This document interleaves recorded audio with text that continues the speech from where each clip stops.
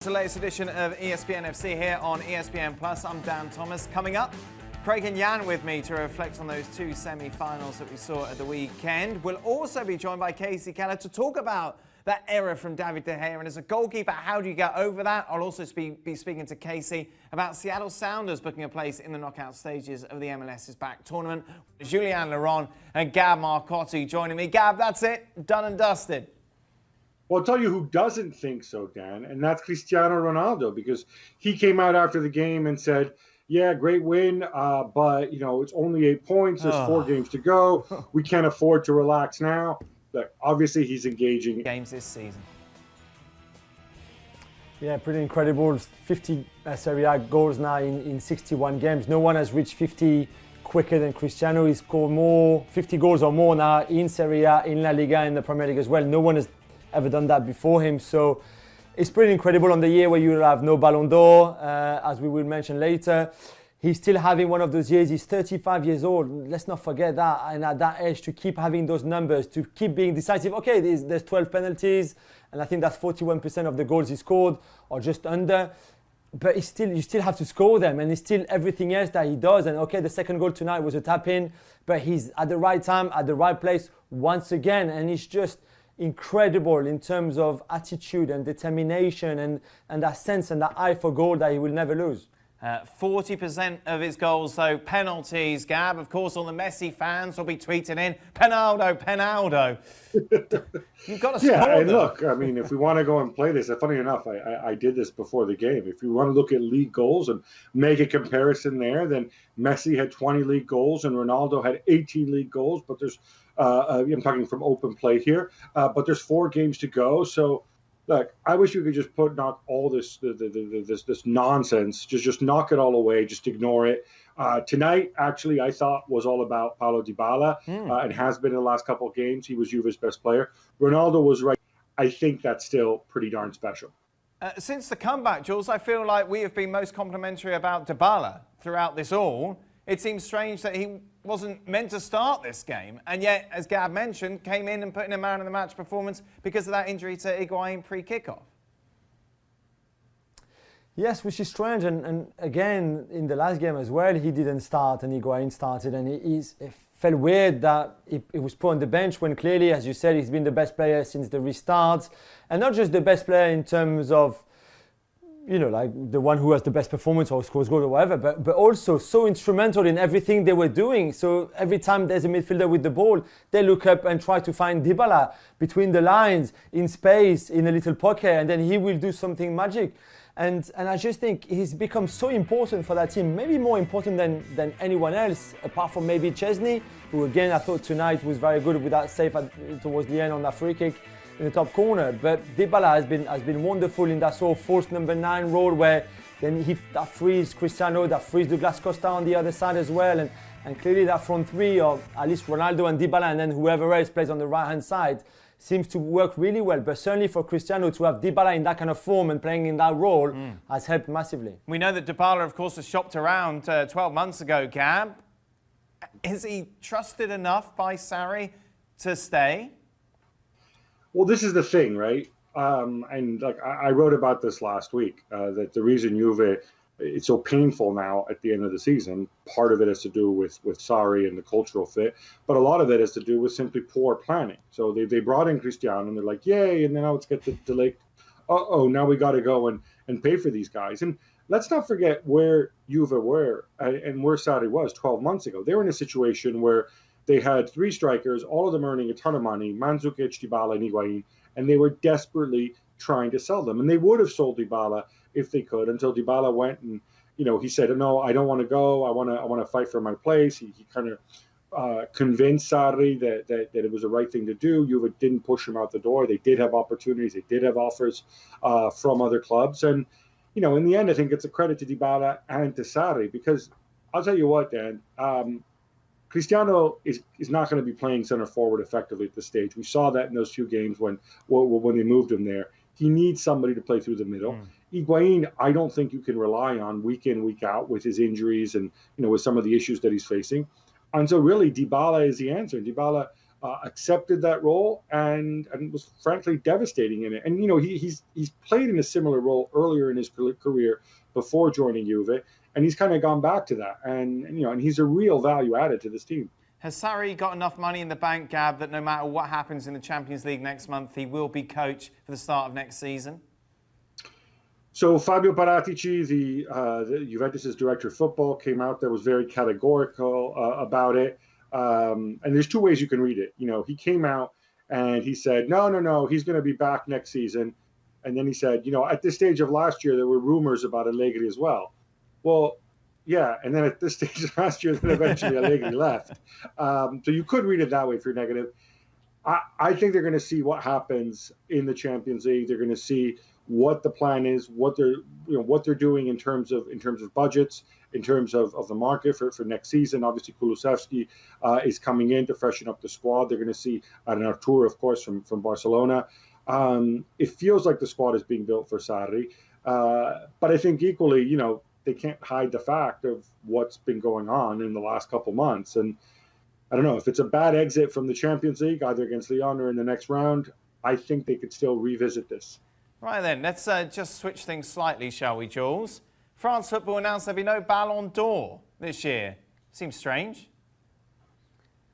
It is a bit strange, although they thought it was not fair because some leagues hadn't started again, like France, obviously, and others had started earlier than some, with more preparation maybe, or less preparation, and then maybe you could not really judge the players' performances after such a long break. And again, with all the disparities of when did you go back playing, when did your season finish, how long did it go on for, etc., etc. On one hand, I understand. On the other hand, for all the people who say it's a conspiracy, it's this and it's that, let's not forget that the Ballon d'Or is France Football's most sold issue of the whole year. So it's a huge loss for them not to have a Ballon d'Or and all the build-up to it, plus the main issue with whoever the winner is and etc., etc. They're going to lose some money because of it. So they didn't take that decision lightly, and they didn't just take it because Ligue 1 didn't start, and that means that either Neymar and Mbappe couldn't get the Ballon d'Or. Because I think that's if Neymar scores a hat-trick in the next 3 rounds for the Champions League and they go on to win it, then he wins it. Then it's fine. That's all right, isn't it? I don't get it. Surely the Ballon d'Or isn't a big enough deal that they've just got to think, oh no, we really should cancel it this year. It seems such a strange, weird decision. Like, overall, I understand what you're saying to a bit, Jules, but Bayern Munich, for example, will play 2 less matches than they would have done normally because of those 2 legs. Like, what? Just do it. It's fine. It's a weird award. But then this is the thing, right? I get the idea. Look, it's called France Football. There's no French football, so there can't be an award. And I'm sorry, I appreciate what Jules says, but we're kind of talking about this more because there's not going to be a Ballon d'Or. This thing is nonsense. It's a big popularity contest anyway. And, we attach way too much importance to this than we really should. It's a big fun talking point. We can still have our fun talking point. Maybe we should give our own award. We'll call it the Ballon de ESPN or something. Ballon de Burley. Maybe we can go and do something like that because, frankly, the whole thing is silly. And if they want to cancel it, go ahead, cancel it. You get your publicity that way. Yeah, but what are you doing? France Football, the only people anyone knows about France Football outside of France, Jules, is because of the Ballon d'Or. It's a complete head scratcher. It is a bit, and I think a lot of people were surprised and disappointed, and I'm sure amongst the players, because let's not forget, Gab can criticize it as all he wants. It's still an objective for a lot of players. A lot of players dream of winning the Ballon d'Or and having them on their mantelpiece or whenever in their office, in their house, and Cristiano and Messi certainly, could have done with another one, for example. So it's a big disappointment, and again, I agree with everything you've been saying. It's a surprising choice by them, especially if you think about the money that they will lose out of it as well. Yeah, and then why make it now? If the Champions League's rubbish or whatever. I don't know. I just don't get it at all. We will, I'm sure, have plenty of discussions down the line as to who would have won the Ballon d'Or. That is for another day, maybe. United's defeat against Chelsea. Jan, your boy dropped the ball, didn't Ollie, with all those changes? Well, he did, but the selection of what they used to call the best. Greenwood being a bit tired the last games. Pogba been out for injuries. But no excuses. It's easy. If you do mistakes that Manchester United did this Sunday, there is no way you deserve to get to a FA Cup final. And I think that Arsenal and Chelsea, they are the two teams that deserve to be there in the final of the 1st of August. A lot of talk, obviously, Craig, about David De Gea and how he slipped from his performances. If you look back, and we've looked through the stats, so apparently if you go back to 2 seasons ago, for those 2 campaigns, he made 2 errors leading to a goal. In the last 2 seasons, he's made 8 errors. Despite all this, Ollie says, look, he's his #1 goalkeeper. He hasn't even thought about dropping him for these big games coming up, where, of course, United looking to qualify. Get a rift in there between me and my goalkeeper. It's not about, and he knows this, it's not about that mistake at the weekend alone. There have been many. We've discussed David De Gea on this show many, many times over the last 12 to 18 months. And this is just another occasion. Look, I thought the message, and I said this yesterday, but the message from the United manager was very conflicting. Because here he selected a goalkeeper in David De Gea while leaving out his cup goalkeeper in Sergio Romero. But surely to leave him out, you've got to go to Romero and say, if you go to Romero and say, listen, I know you've played in the cup, but this is a big game here. We're under pressure. We want FA Cup final as well as top 4. I'm playing my best team. That's it and all about it. He would have to accept that. But it was but Romero must have sat there and thought, well, hold on a minute. I'm the cup goalkeeper. I'm not getting game time. And he's not playing his best team because Pogba's on the bench, Green was on the bench, and Martial's on the bench. On top of that, he changed the system. So I just think Ole Gunnar Solskjaer got everything wrong. Yes, players made mistakes, but his message to his team was very conflicting in its selection, I thought. And leading up to that as well, Jan, we heard the excuses being made even before the game kicked off. 48 hours more to prepare. And then the players, you imagine that gets in their psyche because United just didn't look up for this clash at all.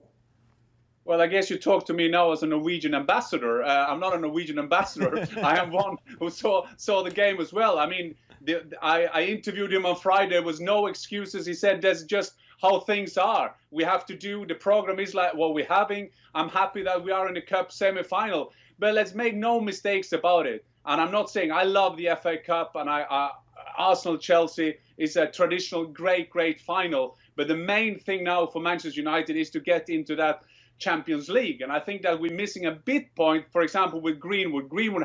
He hasn't looked good lately. Well, Pogba and Martial, fair point, but he put out the team to win that game. I'm not saying only that Manchester United did bad. I think Chelsea did well in that game. He chose a 3-5-2 Solskjaer. That was the system that beat them. The last time he had beaten Frank Lampard 2 times before this season, 3 times before this season. And so I'm not defending Solskjaer. I'm just saying the main thing for him now is West Ham on Wednesday. If they win that game, I think they probably will take that top 4 position. And coming Sunday, Frank Lampard could find himself in 5th position. That is how this week will define Frank Lampard and Ole Gunnar Solskjaer. Jan, I've had enough of your anti-Frank Lampard ways. Meanwhile, let's focus on what else happened, shall we, in the other FA Cup semi-final, because, Craig, it was interesting, I'm sure, like the rest of the world. I was watching the preview show that you were on, and you were talking, even before kick-off, about the fact that maybe City were a little arrogant going into this game. Well, I think, when team sheets come out, what we all sort of do in this business is we look at them and we look for little storylines within the team sheets. Clearly, Arsenal was the much vaunted front 3 of the big signings: Aubameyang, Lacazette, and Pepe. So that sort of stuck out. And the thing that stuck out for me, and I said to you yesterday, was no natural defensive midfielder. Now, people can throw some mud around and say, well, Gundogan can do. Gundogan is a bit of an all-round player, but he's not a natural defensive midfielder. And that stuck out to me, Dan, because it doesn't take a rocket scientist to tell you where the biggest Achilles heel has been for Manchester City. That has been when they've been in possession, they've been butchered on the counter-attack because defensively they've been poor, they've been positionally poor, and they've made bad decisions. And when you think about it, Arsenal were always going to sit in, City were always going to dominate this game. But when Arsenal pinched the ball and hit it over the top, or try to utilise that space in front of the back 4, with that... We all thought he was a clown in some performances this season, but they defended very well, and there was not many chances that Manchester City created in that game, and that second goal for Aubameyang, I mean, that kind of summed up the whole game for me, the weaknesses of Manchester City and the great performance of Arsenal. And I'm happy I've got a Gunnar son who has been desperate now for 4 or 5 years seeing Arsenal coming in somewhere, and for Arsenal that was a great step. It was also a great step for Arteta, giving that confidence to the major Arsenal fans who think that times are going bad, and I saw some stats that Wenger never had that amount of points, and at the end of the day they kind of took him out of Arsenal, an Arsenal legend. But now with Arteta beating his Platon, being the Aristoteles, I think that was a major performance by Arsenal Football Club. Right, Jan. But you know what, Dan? The thing is, and Jan, you know this as a front man, when teams put so many players behind the ball, even for the best of teams, it can be difficult to break them down. And so when City are not at the best and Arsenal have so many bodies behind the ball, it can be difficult. Sometimes that just doesn't come down. People talk about tactical geniuses sometimes and all that. It's a lot of nonsense. Sometimes you get a lot of men behind the ball, you hit on the counter-attack. The one thing I would say here about, I know we're going to discuss Man City at some point in terms of potential signings, but it just seems to me these days with some of these coaches, right? Guardiola has pretty much known about the problems in his squad from the start of the season. Certainly, a third of the way into the season, Dan, he knew with the Laporte injury and other issues, the back four was a problem. The space in front of the back four was a problem. The fact that Fernandinho had to go back and play there was an issue, but he'd signed Rodri. But for God's sake, that's why you're a coach. Fix it. Try your best to fix it during the season. Work on it. Don't just talk about, well, the transfer window's coming, so we'll go and sign X, Y, and Z, and that'll solve the problem. What's happening with these coaches actually solving the problem during the season and working on it? Because it looks to me it's pretty much City haven't given a damn about that issue because they're continuing to do the same things and make the same mistakes. And as great as Guardiola's teams are going forward, and they're pleasing on the eye, and they've got all these big stars, to me, he doesn't look, he's made one iota of a difference to them defensively as this season's gone on. Their season continues. Next up, Real Madrid in the Champions League. Bigger picture after the Premier League ends, Jan. They do take that lead into that second leg. Obviously, there's some vulnerability there. Real Madrid looking great after the break, unbeaten going on to win the title. How concerned should Manchester City fans be? Well, it's a very good point, because when the time this game was to be played, you would say that Manchester City will kind of fly that through. And then you see Manchester City's form and you see Real Madrid. There is something about Real Madrid, and they got exactly what Manchester City and some teams are lacking. They have, for example, a Ramos there, a winner, a proven winner, and you just get that feeling, that winning mentality, that will is like unbelievable at Real Madrid, and you sometimes miss that by some of the Guardiola's team. And I remember also that sometimes the Guardiola's team, it was the same at Bayern Munich at the end. The couple of last months of the season, they kind of fade away. And when you see Real Madrid now, we're talking about their coach, I mean, is there any chance that we can start rating Zidane? When they're doing well, we see he leaves his stars to themselves. And then when they lose games, we see, yeah, that's because he leaves the stars to themselves. And now when they're back, we're saying it's just because he take a back seat. Zidane, have a look at his trophies. I'm not only talking about the professors of the game. See who's winning trophies. And Manchester City fans, they should be concerned, because if there is one team that can come to England and turn this around, is Real Madrid. Well, continuing on the defensive theme, Craig, The Guardian reporting that Manchester City looking to sign Nathan Ake from Bournemouth for $35 million. Does this deal make sense for you? I think anybody who improves that defence makes sense. Look, Chelsea sent this player out a few years ago to get game time. He wasn't getting enough at Stamford Bridge, so they let him go. The reports were that they were one of the clubs interested as well in bringing him back. He's a Dutch international. He's 25 now, so he's at a very good age. It's difficult to judge when you're in a side that struggled like Bournemouth have this season, but he has shown at times in terms of the defensive work that he's done, albeit, the rest of the team, the structure around him hasn't exactly performed well. But he reads the game well. He's big and strong. He's very, very quick across the ground. And he's an aggressive defender. So clearly Guardiola sees something in him he likes. If you think about it, Guardiola was interested in Johnny Evans reportedly a couple of years ago. So he's seeing players within this division, the division that he's in, that he likes, that he knows can play in this division. And I think that tips the balance in terms of the kind of player he's trying to bring in. Do you agree? This seems like a no-brainer, really. If you can get him at that sort of price, Jan, he's going to make your team better. It makes sense. Well, they certainly have the age. I mean, Kubai of Napoli, 29, he's been more or less linked to every club in England. He can only play for one of them, but it makes sense. Having said that, it's very, very difficult to sign centre halves. I mean, it seems that they all want them. Look at Chelsea, they will look for that.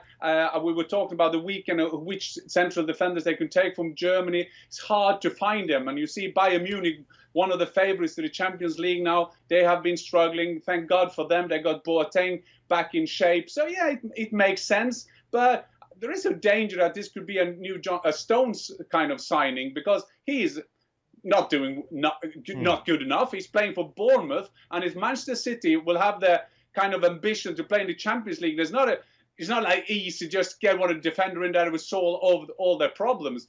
I think sometimes it's easier to sign a striker, because a striker will have a proven record in amount of goals. As central defenders, you don't know when you get him into your team, will he fit the way you want to play? Will he defend well enough? And then you've got these kind of central defenders that Luis and Hummels that is better going forward than defend. So I think that is a major thing that they have to solve, all these scouts, to find good central defenders out there. Finally, Jan, this story seems to be developing quickly. Kai Havertz to Chelsea. Agreed personal terms is the latest from Germany. Bayer Leverkusen have told all the clubs, we want 100 million euro. They said that 1 year ago that we will let you go next summer, but we need the price. And if you have a look around now in this transfer window coming up, it's anyone's guess how much money that will flow around. But it seems at the moment that Chelsea Football Club is the only club who kind of get up the finances. Ole Gunnar Solskjaer has been saying, well, I have to look at my finances. We know that Jurgen Klopp wanted Timo Werner. The American owner said no. And now Kai Havertz seems to be on his way to Chelsea. But just wait a moment, because they want 100 million euro. And Craig, you will know, but Chelsea, they like to do good deals. So this could be some interesting development the next days. Selling Craig to Celtic, of course, their best deal. Does this work for you, Craig? Well, listen, I would take Havertz in a minute, honestly. You add that to Werner and Ziyech. Pulisic is already there. Giroud signed a short-term contract. Tammy Abraham, Mason Mount. The list goes on. We saw Hudson-Odoi come on yesterday as well. Ruben Loftus-Cheek, an attacking midfielder. Listen, it's overweighted. The only thing I would say, it would become seriously overweighted in that front third, because there is no doubt if Havertz comes in for that kind of money that Jan mentioned, on top of what they've already agreed to spend, then clearly Abramovich is opening the checkbook. But it doesn't take a genius to watch Chelsea and say they need centre-halves, they need a left-back, and that's going to cost money as well, because we've just talked about all the other clubs looking at centre-halves. Arsenal, Manchester City, all these Bayern Munich, all these top clubs out there searching for really good centre-halves. Chelsea are in that business as well, but they seem to be trying to load it at the front at the moment. But it would be a big statement for them, Dan. It'd be a big statement in backing Frank Lampard. But boy, he's going to have to go and find at least 2 defenders, maybe 3 good ones. If I'm a Chelsea fan, Jan, I would be saying, don't do this. If I've got 100 million, drive it to Naples, give it to Napoli. I want Koulibaly. You know, I think attacking-wise, we're all right. At the back, as Craig mentioned, you're vulnerable. I think this could be a mistake, couldn't it? Not necessarily Havertz isn't good enough, but you're not reinforcing where you need to. Well, I agree that they need more. The same with Manchester City. They need a left back, need a centre half, and I will bring in a joker. David Alaba, playing for Bayern Munich, and can play in many different positions. He is negotiating with Bayern Munich at the moment. He's waiting, he's patient. He doesn't want to sign a contract with Bayern Munich. He's the favourite player of Pep Guardiola. just wait what will happen in Munich. I think big money could be spent in Munich. David Alaba can play left back, he could play centre half, he can play number 6. To discuss Seattle Sounders, then Casey Keller, who joins us now. Casey, they're looking good, mate.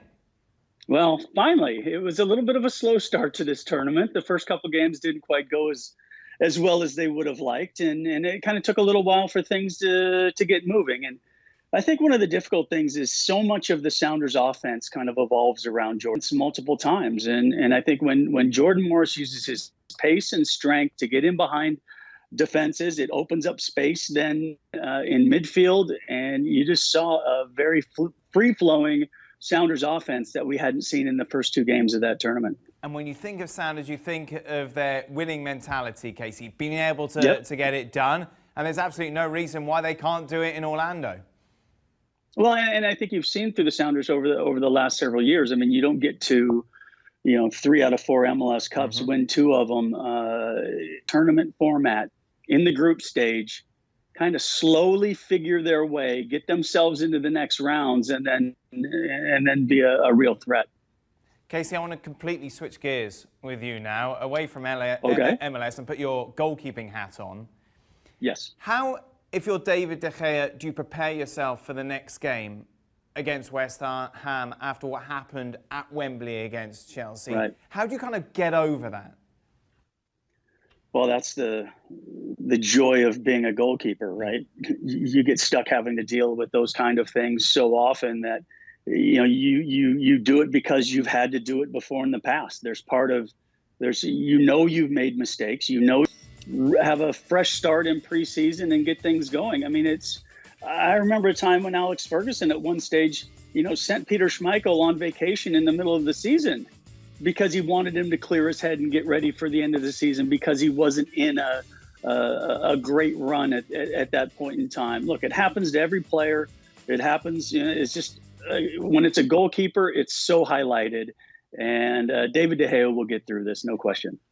Casey, I'm intrigued because the goalkeepers are a rare species, obviously, because you kind of go off and you train alone, but you train together with your main rival. And I'm thinking Sergio Romero, who had been the FA Cup goalkeeper throughout the campaign, all of a sudden is dropped for De Gea, and then De Gea does that. What's that dynamic like? Or I suppose it depends on personalities in training between those goalkeepers the next day.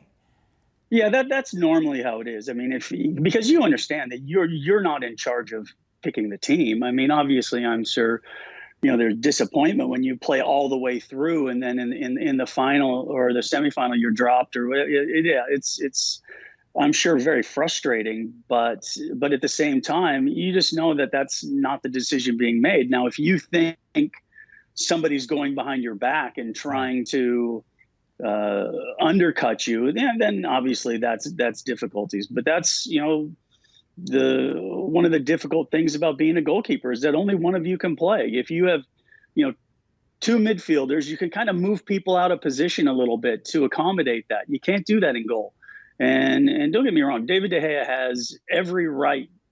He has so much equity built up for what he's done in a Manchester United shirt that he's given the benefit of the doubt. And if Ole Gunnar Solskjaer felt that he was the best goalkeeper at the time to help them win that match, I understand that as well. But yes, it is difficult sometimes, Dan, when you are friends with your rival. You want your rival to do well because that helps your team win.